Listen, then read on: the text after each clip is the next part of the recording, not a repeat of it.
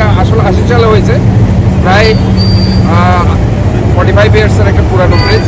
এবং এটা কিন্তু আমাদের অলরেডি সেই কাজগুলো করার আমাদের একটা প্ল্যান আছে এবং এগুলো আমরা ধরছি। আমরা প্রায় এটা 60 ফিট আমরা এই ব্রিজটা আমরা করে দেবো, যদি এখানে মাত্র এটা আছে কত এখন 20 ফিট আছে, এটাকে আমরা 60 ফিট আমরা করে দেবো এই ব্রিজটা আমরা 60 ফিট। তবে যেটা হচ্ছে এই যে আমাদের জলাবদ্ধতা প্রকল্পের আমাদের এগুলিও করতে হচ্ছে খাল সংস্কার, এবং খাল সংস্কারের প্রেক্ষিতে মাটি সরে যাওয়ার কারণে এই ফাটল দেখা যাচ্ছে, এবং সেটা একই জিনিস আপনারা মহেশখালেও দেখেছেন, সেটা আবার আমরা রিপেয়ার করে দিয়েছি। এখানেও আমরা অনতিবিলম্বে এটা আমরা রিপেয়ার কাজ শুরু করব। আমাদের যে প্রকল্পগুলো চলছে সেখানে ব্রিজ এইটা না, শুধু পুরো ব্রিজটা আমাদের করে দিতে হবে, এবং এটা থেকে নিয়ে এটা প্রায় 60 ফিট আমাদের এই ব্রিজটা করতে হবে। এবং প্রথমে এইটা করবো, এটা পরে করবো, যেহেতু এইটাও রিস্কের মধ্যে আছে, যেহেতু খালটা আপনার শীতল ঝর্ণা খাল, এটা ভেরি ইম্পর্টেন্ট খাল এই এলাকার। আপনারা আজকে দেখেন পানি উঠে নাই, পানি না ওঠার কারণ হচ্ছে এখানে প্রচুর পরিমাণে মাটি উঠানো হয়েছে, কিন্তু এটার প্রেক্ষিতে গিয়ে যে অ্যাডভান্স রিয়েকশনটা হয়েছে সেটা এই যে ওয়ালগুলো সরে গেছে, রাস্তাগুলো ফাঁক হয়ে গেছে, জলাবদ্ধতা হয়েছে। মূলত আমাদের শহরটা দীর্ঘদিন ধরে অবহেলিত। আমরা পুরো এলাকাটা যদি আমি বলি, শুধু শীতল ঝর্ণা খালের এই ব্রিজটা না, পুরো এলাকাটাই অবহেলিত।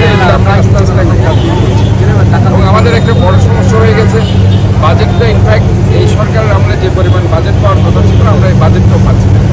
এখন এই যে ব্রিজটা আজকে যদি এই ব্রিজটার কথাই ধরুন, তাহলে এটা কিন্তু 6 মিটারের একটা ব্রিজ, 20 ফিটের, এটা আমাদের এখন 60 ফিট করতে হবে।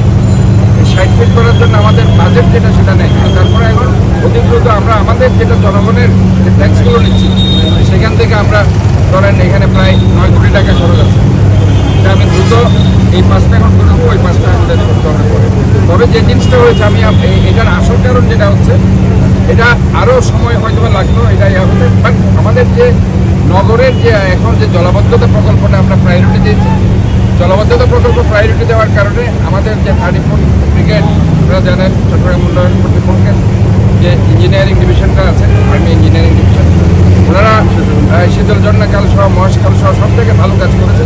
এবং এই খাল খননের কারণে এই এলাকাতে আগে একটু পানি উঠতো, আপনারা দেখেছেন সমস্ত ইন্ডাস্ট্রিয়াল বেল্টে পানি ঢুকে যেত, এবার ইনশাল্লাহ পানি উঠেনি, এটা কাজ করার কারণে। এবং এই কাজ করার কারণে যে ভালো দিকটা এটা হয়েছে, জলাবদ্ধতা কমেছে, অ্যাডভান্স যে রিয়েকশনগুলো হয়েছে, যে নিচ থেকে যে মাটি ওঠানোর কারণে আস্তে আস্তে সরে গেছে।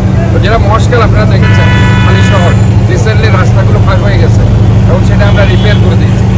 এটাও এখন যেটা করতে হবে, এটা অলরেডি যেটা ভাগ হয়ে গেছে, এবং 45 বছর একটা পুরানো ব্রিজ, সো এটা আমাদের আগের থেকে প্ল্যানে ছিল এই কাজটা করার, ওই যেটা আমাদের প্রকল্পের মধ্যে এটা ছিল না।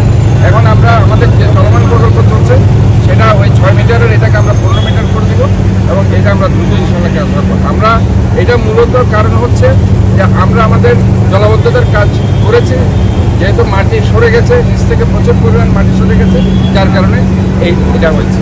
এই ব্রিজের